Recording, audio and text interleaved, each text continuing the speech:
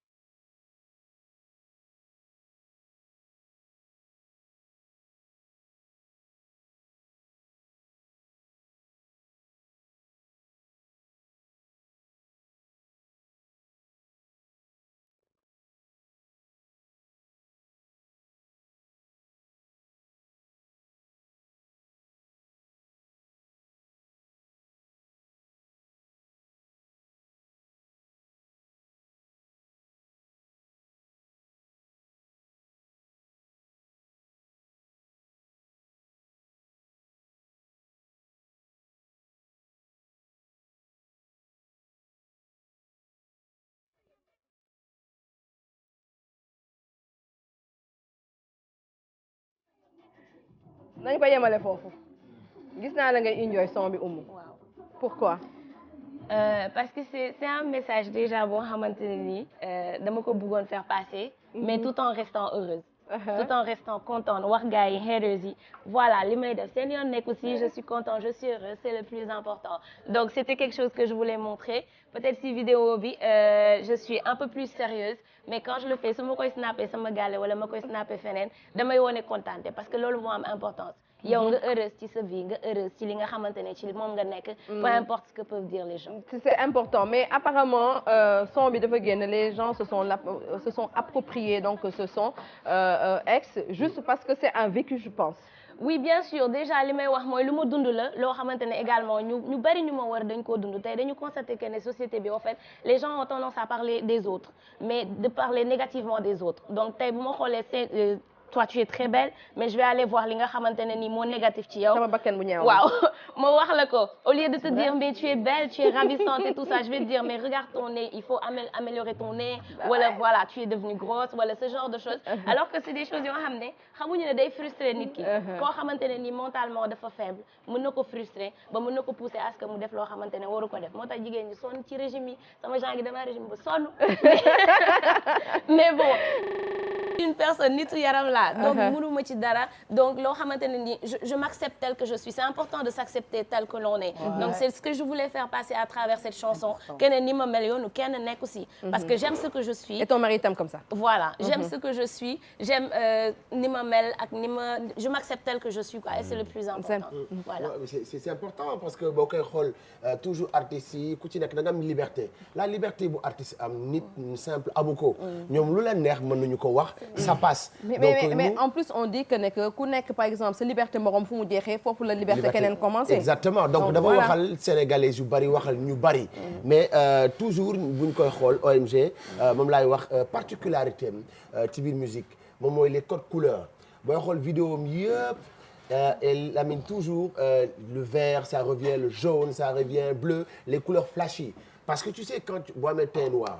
déjà su fekkee ne yow muus nga tuuti rek nga xamante ne code couleur amoo ci problème le blanc il a ce problème parce que nit ku weex dafa am ay couleurs yoom dafa ànd ak moom ils sont très limités mais nous on n'a pas de code donc moom xam na ne donc code couleur yi bu ko jëlee rek man blanc rek lan laa warul sol par exemple man bon quand tu es clair aussi tu es limité hein donc ñun quand on est noir on peut mettre tout ce qu'on veut dans la mesure où lumière bi déjà ça va jouer et tout ça là et donc vous avez vu ci bi def na gémmiñ bu pourquoi moi je pense que c'est le contraire non justement les gens ils pensent que tu sais en termes de lumière tubaab bi foofu la ñu réfléchir en fait eux ils nous trompent avec la lumière donc ñun booy xool bu ñuy dem seen ay plateau on est hyper bien dañuy maquillé. alors que ça ça maquille beige. ñoom ils se maquillent quasiment pas. dañuy am problème récemment. Non, parce que oui, il y en a eu récemment, ouais. Récemment avec ce ouais, qui c'est vrai, le gars là, le c'est Sénégalais vrai. là, franco-sénégalais. C'est vrai. Il a raison, c'est vrai. Parfois si seen plateau yi dañuy am problème ñoom dañuy maquiller selon seen couleur. C'est comme le clip de Mass. J'ai vu aussi que femmes yu ñuul yëpp dañuy sol ay jaune, dañuy sol ay bleu turquoise, etc. C'est vrai. C'est ça l'Afrique hein. ñun loolu la ñu am. Donc c'est les couleurs donc il faut pas qu'on se limite. ci lu ñu moom boo demee Nigéria ñoom jiitu nañ ci Sénégalais yi jiitu nañ ci ñëpp bu njëkk ba ñoom ils ont compris très rapidement que écoute code couleur yi tubaab bi du ñu imposer c'est pas vrai. tubaab bi daf ñu impose ñoom lu leen neex rek. mais il est pas dit que ne tubaab bi lu mu def rek loolu mooy règle. c'est vrai te loolu nag aujourd'hui je pense que ne wane nga ko ce clip. mais dafa am beneen part dafa am leneen lu ma bëgg a mentionner. quand même féliciter ko moom mooy nit da ngay jël li nga moom. musique bi muy def. da ngay gis ne sañse yi ragalul. xam nga ñun suñu jamono dañu ragaloon public. ku ma ga wala tamit ragalul mooy bu doon rab ba ci yàgg. tama dugg yooyu noonu gars yi da ngay yii mooy public tout ça. tu vois donc. da ngay gis ne mu tegal la benn affaire fii nii. ragaluñu tu vois ragaloo musicalement ragaloo. parce que xiin yooyu ngeen ciy def ak. ah oui j'ai vu benn kii ba affaire bu ne rëgg tëggit. waaw j'ai sabar la ok super. xam nga musique code la rek. ñun suñu ay code ñun rythme lañu. tu vois donc rythme boobu noonu tey da nga ko jël moo tax nga bu loo woy mu neex da nga dégg mbalax. dégg loolu dama koy fecc dégg nga da ngay fecc ci dégg loolu. on va mettre la musique après xam nga loolu.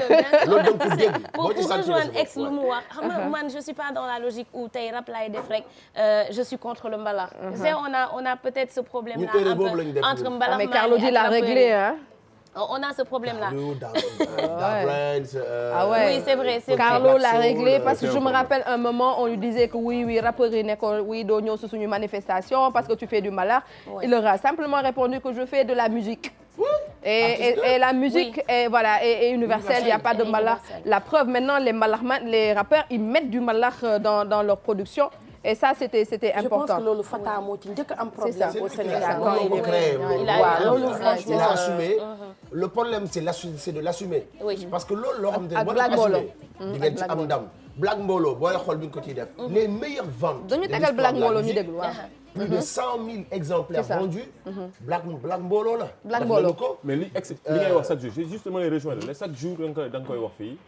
dafa mel ni sax loolu moo nekk barrage. c'est ça ci suñu côté rap. musique c'est vrai musique rap Sénégal mbalax loolu moo nekk barrage c'est-à-dire bu fekkoon au début dañ ko comprendre woon jusqu'à kon ba léegi. c'est ça en fait comme il l'a dit en fait avant il y avait des groupes de rap yu doon def loolu. c'est vrai que peut-être les anciens groupes je les connais pas trop mais il y a pas longtemps ma doon seetaan benn son waa Positive Black Soul.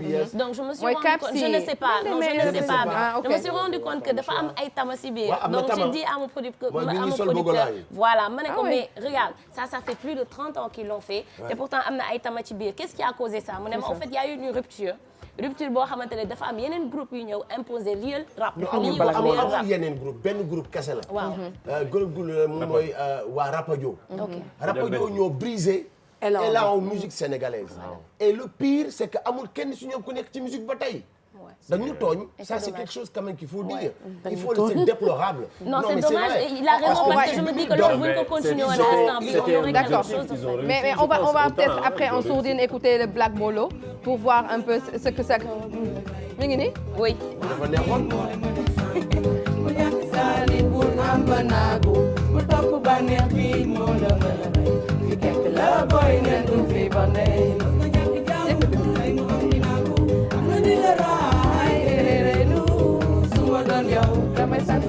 Voilà. mais juste pour finir que man je suis pour la diversité. style yëpp baax nañu. mais revendication ne bii mooy bu baax bi. bële mooy bu bon bi. musique may ko kenn boo jàngee musique xam ne li lay njëkk a tere mooy bii moo baax bii moo bon. parce que kiy dégg. rek moo xam li neex ci noppam. En tout cas la musique est universelle. On va en parler tout à l'heure oh my God hein? Donc on va en parler tout à l'heure. Mais avant cela on va parler donc de l'actu